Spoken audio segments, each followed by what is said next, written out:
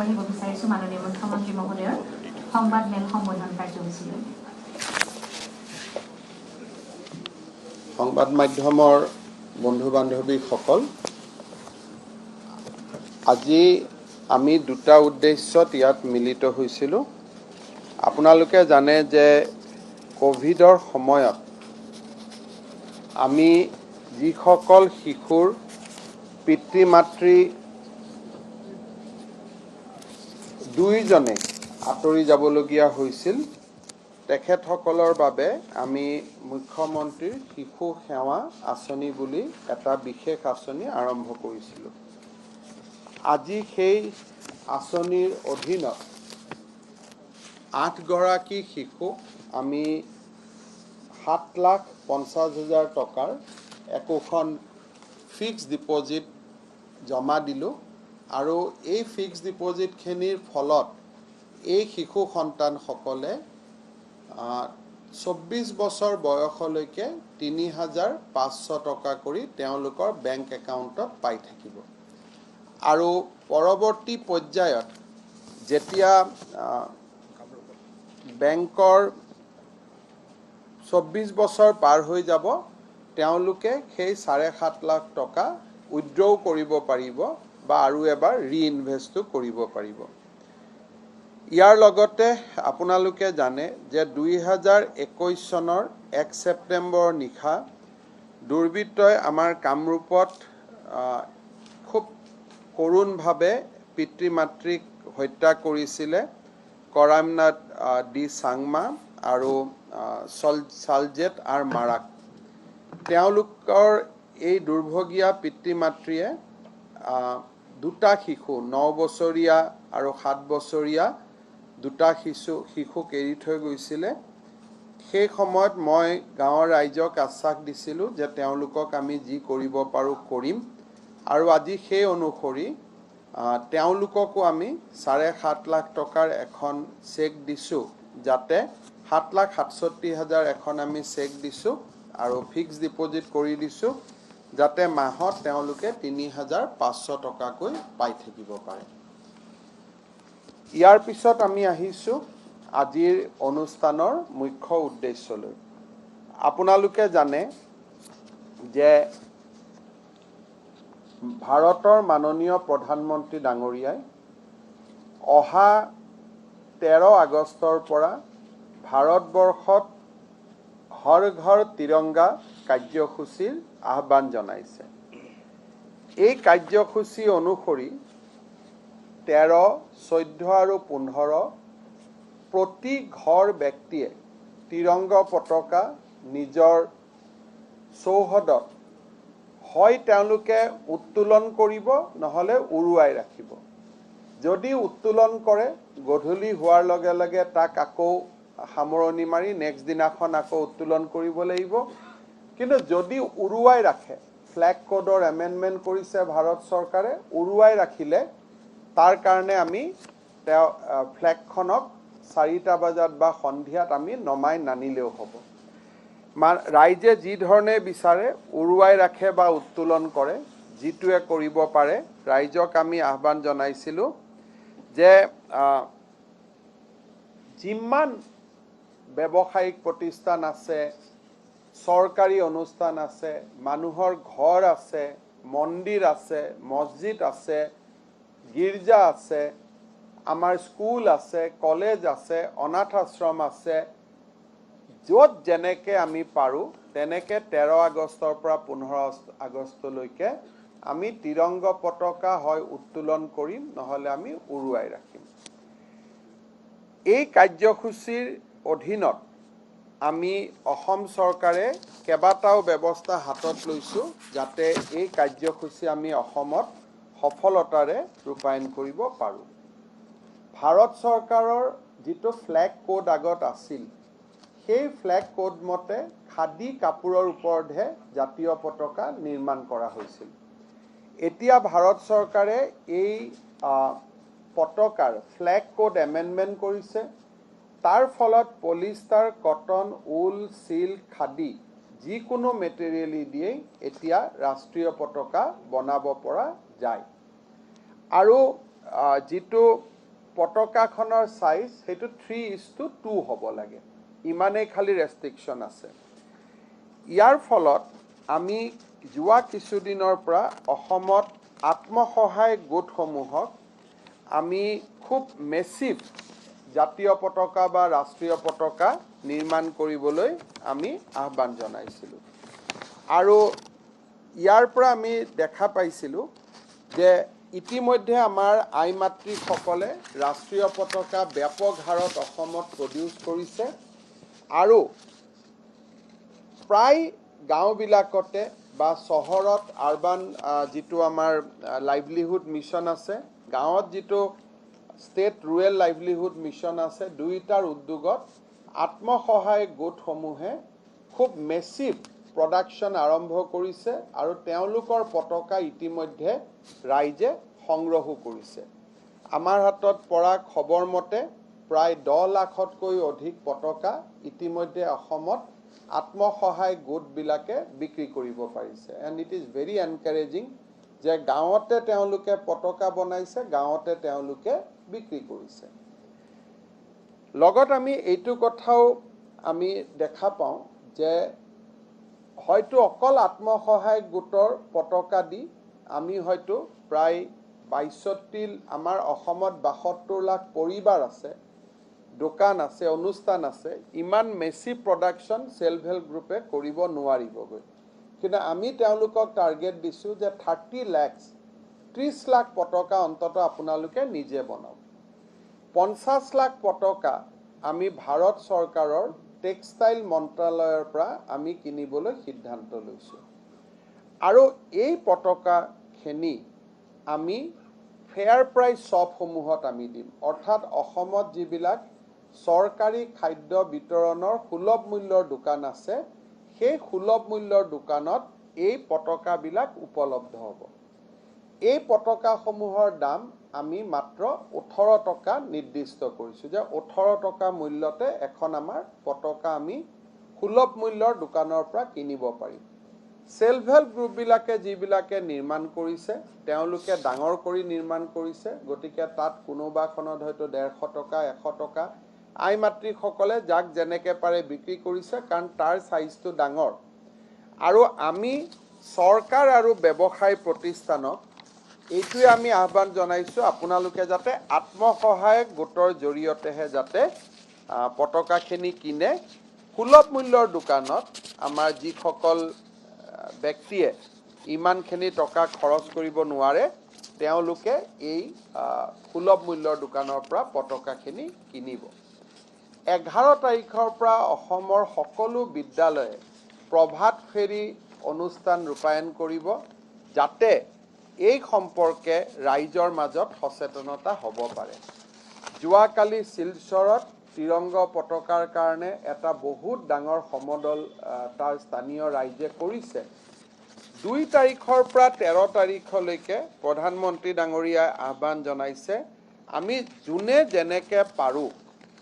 এই হৰ ঘৰ তিৰংগা কাৰ্যসূচী আমি প্ৰচাৰ কৰিব লাগে জনসচেতনতা নিৰ্মাণ কৰিব লাগে আমি 2-3টা পদক্ষেপ লৈছোঁ বাগানৰ যিসকল মালিক তেওঁলোকক আমি আহ্বান জনাইছোঁ যে আপোনালোকে যেন বাগানৰ শ্ৰমিকসকলক এখন পতাকা উপহাৰ স্বৰূপে দিয়ে যিসমূহ মল আছে আমি মলৰ মালিকক অনুৰোধ কৰিছোঁ আপোনালোকে যেন কৰ্মচাৰীসকলক ৰাষ্ট্ৰীয় পতাকা এখন উপহাৰ দিয়ে আৰু এইকেইটা দিন আমি ইজনে সিজনক আমাৰ ৰাষ্ট্ৰীয় পতাকা আমি ক্ৰয় কৰি উপহাৰ দিব পাৰোঁ যেনেকৈ আমি 1 জানুৱাৰীত গ্ৰিটিংছ কাৰ্ড কিনি আমি বিতৰণ কৰোঁ আমি মোবাইলৰ মেছেজত মানুহক শুভেচ্ছা দিওঁ অহা 1 তাৰিখৰ পৰা 15 তাৰিখলৈকে আমি কাৰোবাৰ জন্মদিন কাৰোবাৰ বিবাহ কাৰোবাৰ অনুষ্ঠান য'ত যেনেকৈ পাৰোঁ ইজনে সিজনক ৰাষ্ট্ৰীয় পতাকা উপহাৰ দিলে আমাৰ ই এটা জন আন্দোলনলৈ ৰূপান্তৰিত হ'ব আমি 10 তাৰিখে প্ৰত্যেক মাহত প্ৰায় 22 লাখ পৰিয়াললৈ অৰুণোদয় আঁচনি আমি মুকলি কৰি দিওঁ আমি 1000 টকা তেওঁলোকক দিওঁ এইবাৰ আমি 1018 টকা দিম যাতে তেওঁলোকেও ৰাষ্ট্ৰীয় পতাকা ক্ৰয় কৰি আনক উপহাৰ দিব পাৰে অৰ্থাৎ এটা খুব জন আন্দোলন এটালৈকে যাতে ই ৰূপান্তৰিত হ'ব পাৰে আমি পেট্ৰল ডিপোত পেট্ৰল দিছোঁ গাড়ীয়ে পেট্ৰল ল'ব আহিছে আমি ৰাষ্ট্ৰীয় পতাকা এখন উপহাৰ দিব পাৰোঁ কোনোবাই মোৰ মলত আহিছে সকলো কাষ্টমাৰক আমি একোখনকৈ ৰাষ্ট্ৰীয় পতাকা উপহাৰ দিব পাৰোঁ চৰকাৰে কাকো ৰাষ্ট্ৰীয় পতাকা বিনামূলীয়াকৈ নিদিয়ে কাৰণ আমি এটা পিপলছ মুভমেণ্ট হোৱালৈকে বিচাৰিছোঁ চৰকাৰে এটাই কাম কৰিছে যে মাত্ৰ 18 টকাতে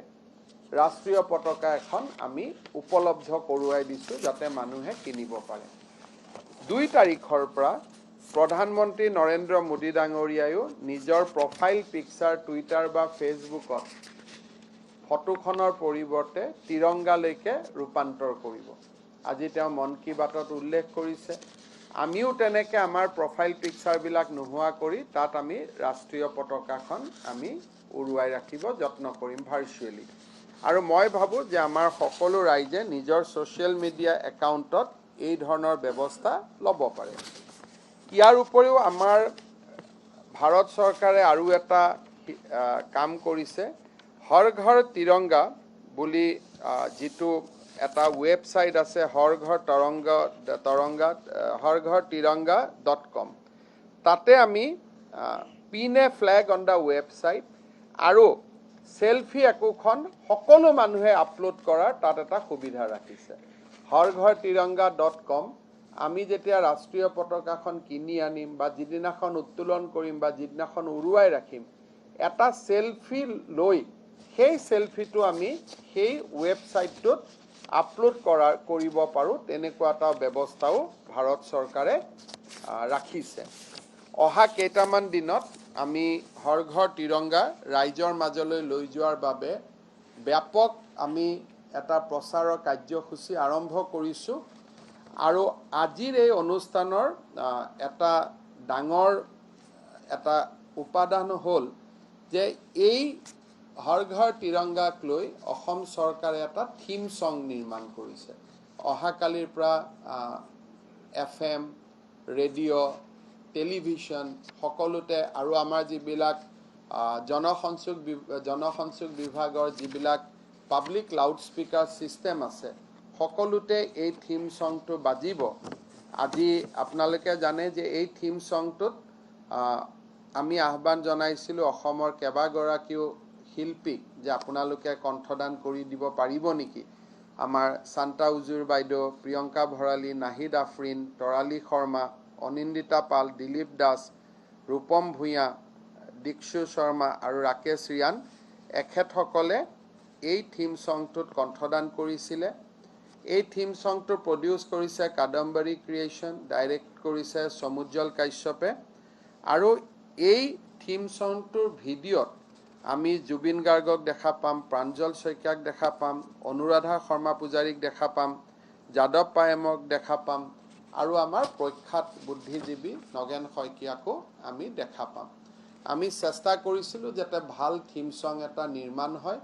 আজিৰ এই অনুষ্ঠানত আমি এতিয়া থিম সংটো আমি উদ্বোধন কৰিব খুজিছোঁ সেইটোৱে আজিৰ মেইন উদ্দেশ্য আছিলে আমি থিম সংটো চাই লওঁ তাৰ পিছত আপোনালোকৰ কিবা প্ৰশ্ন থাকিলে আমি উত্তৰ দিব পাৰিম থিম সংটো কৰবা হ'ব দেখুৱাৰ হেৰি কৰিছে লায়া इसको चला दो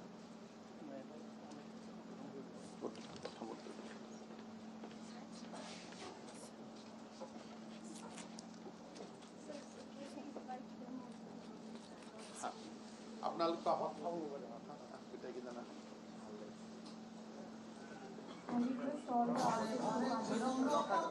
সবাৰ আহিলক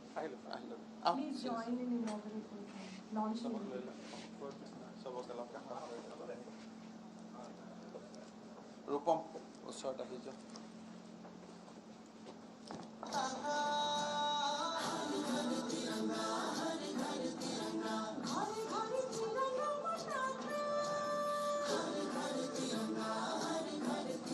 Thank you. Okay.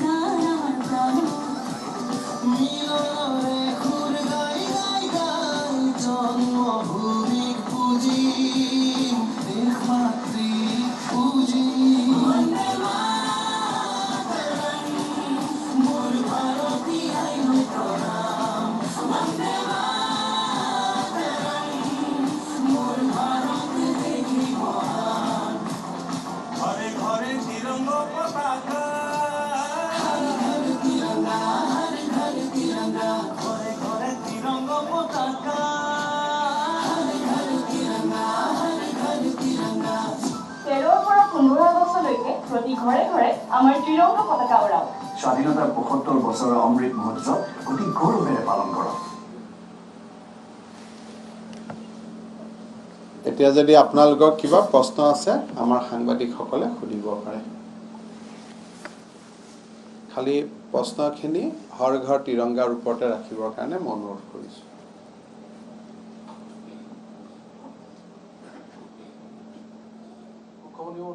AIDF-এ গোটেই বিষয়টোক ৰাজনীতিকৰণ কৰিছে আৰু তেওঁলোকে ক'ব বিচাৰিছে যে এইটো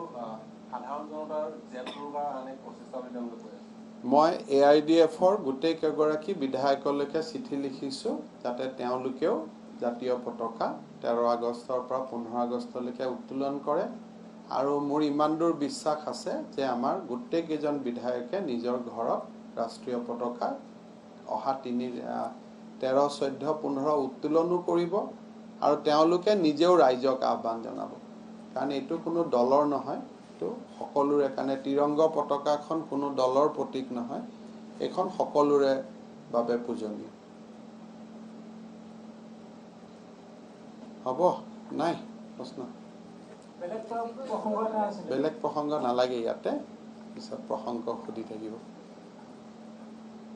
ঠিক আছে হ'ব থেংক ইউ